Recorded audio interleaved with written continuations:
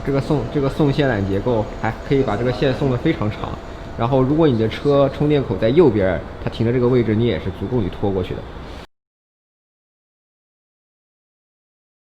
好，各位买买好，我是董买买。那这两天呢，特斯拉已经对15位员工进行了国产版的交付。那传说中对于普通用户，比如像我这样的交付也就临近了。那这两天呢，我是去了特斯拉位于上海的金桥店，我见到了首批15辆交付的其中一辆车啊，这辆车非常漂亮，它的 ID 就 VIN， 咱们就说这个车的生产序号尾号是1000。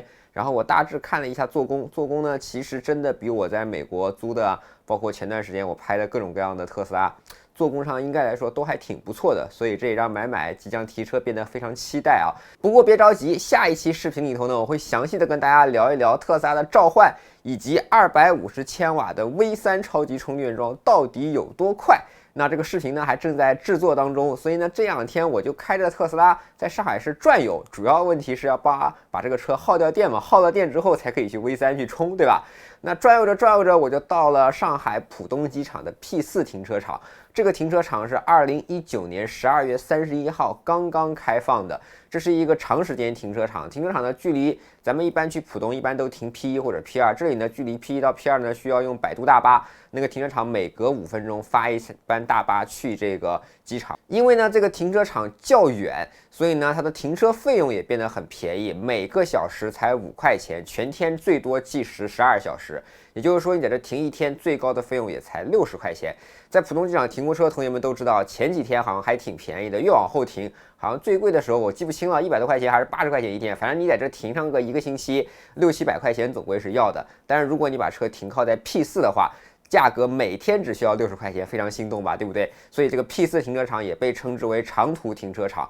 那我为啥非要去 P4 停车场？因为我在新闻中看到 P4 停车场共有 A、B、C、D 4个楼，本次把这个 C 楼跟 D 楼优先开放了，其中 D 楼整个楼层都可以有充电条件为车辆进行充电。这个停车场真的让我震撼到。我们都知道，这个燃油车占电动车的充电位，虽然国家呢以及某些地区有一些立法，但大多是规定了你不该占，但是完全没有去规定你占了之后会有怎么样的处罚。再加上有一些地方的停车位确实比较紧张，所以客观上在一些热门地区，就比如说机场、高铁站这些地方，充电位被燃油车占用，这是太正常不过的事情了。所以呢，上海市政府就想了一个好办法，这个好办法的名字叫做让所有的车位都有充电的能力。哇塞，那这个办法可就真的实在是太简单粗暴了。所以这一次呢，买买就特地去看了一下，我把车是直接开到了第4这一层楼啊，在我的目之所及范围内，所有靠边缘的停车位上都有充电桩。那我就测试了一下，我拿着特斯拉去试了一下。这个充电的方法不需要你去下任何第三方 APP， 直接微信扫码，然后它会拉起一个小程序。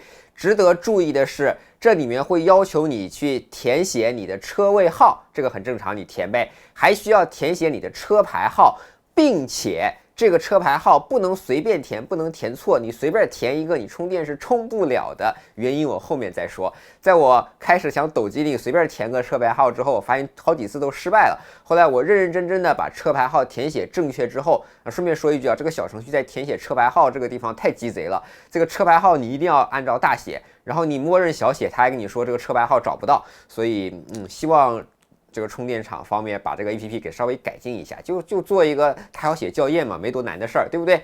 好，那把一切都填妥当之后，你在微信上你就可以直接开始充电了。这个充电也有好几种模式，可以选择充多少按钱来充，可以选择按度数来充，也可以选择让它随便充，充满为止。那我就选择了一个充满为止，插上充电桩，在车中看。你们知道充电功率有多高吗？220伏32安，达到了7000瓦，7000瓦就是非常标准的家庭充电桩，意味着每小时可以充7度电。想想看，你在停车场，如果你能停8小时，就是一天吧，就充了56度电。一般咱们开的车可能也才70度到100度左右的电池。所以说，这个长时间停车场，只要你在这停个一天，基本上从外地回来的时候再去取车的时候，你的车肯定是可以充满的。所以这个停车场做的非常粗暴，它把外围一圈每一个车位都装了充电桩。在试完了这个充电桩之后呢，我看到了场内中央地面上也涂着是新能源车的充电车位，但是我看了半天没有看到充电桩，我以为这里暂时规划了还没有装，正准备走的时候，正好遇到了充电桩维护的河工，我跟河工聊了一下，结果把我给吓坏了，你知道吗？河工跟我说这里的充电桩都装好了，都具备条件，你看中间这个充电桩在哪？在天上。哇塞，这可就太先进了！你拿你的微信去扫描天上的那台充电机的二维码，然后填写你的车牌号以及你的车位号，知道了吧？车牌号跟车位号是干这个作用的。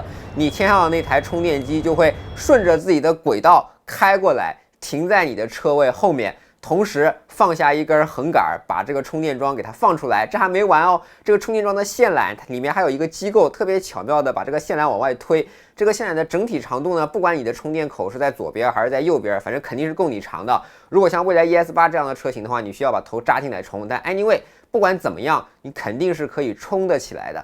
哇，这可太先进了！你要知道，我们在想的是，如果把每一个车位都装上了充电桩，这确实可以解决占位的问题。毕竟你想停哪儿，你停哪儿都可以充电，对吧？但是另外一个方面就造成了一些重复建设。那客观上，目前燃油车还是有不少的，电动车还没有完全取代燃油车，对不对？这就意味着不是每一辆车都需要充电，但是你需要充电的时候，这个充电桩得能用。这样一来就解决了充电车位不够用，或者说充电桩被人占位，这个方法还真的是挺巧妙的。然后呢，我也跟河工稍微聊了一下，这个停车场呢，12月31号刚开，目前的车辆还不是特别多。他们呢，在没有特别情况下呢，都是把四周就周围那一圈充电桩全部开放了。中间这个移动式的充电车，他们目前处于的是断电，就是想省个电的那个状态下。那如果你当时充电桩全部被占满的时候，现场的维护人员一定会让这个移动充电桩使用起来的。所以这个做法我觉得挺好的，挺赞的。大家一定很好奇这个充电桩是谁家运营的，对吧？那你扫码使用的这个 APP， 它写的是 MISA， 这个 APP 做的非常的神秘啊，你可以这么说啊，没有写自己是哪个品牌。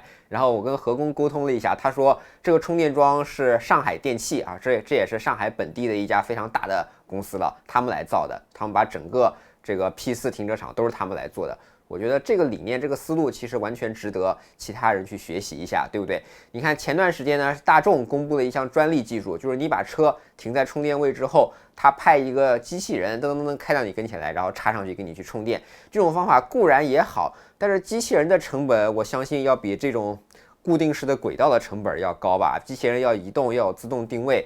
它这个轨道的移动定位，我看的是什么呢？它自己也是有一个类似于超市的扫码枪一样在扫码，然后你的每一个固定的车位在天上对应的导轨数是有二维码的，所以它只要准确的扫到了对应的条形码之后，这个车就会停下来。我觉得整个这个应用起来成本一定比大众的那个机器人要便宜。我国人民还真的是聪明啊，聪明啊！所以拍完这个充电桩之后，我真的特别开心啊！谢谢政府，谢谢浦东机场，谢谢上海电气，谢谢这些千万为这个充电桩而成功实现而努力的工程师们，谢谢你们！好了，这就是本期懂买买的视频，希望你能喜欢。如果对我视频感兴趣，不要忘记评论收藏、订阅懂买买。买买在头条、B 站、微博以及 YouTube 都有自己的账号。我们下期再见，拜拜！下一期呢，就跟大家来聊一聊特斯拉的召唤以及特斯拉 V3 250千瓦的超充啦。下期再见。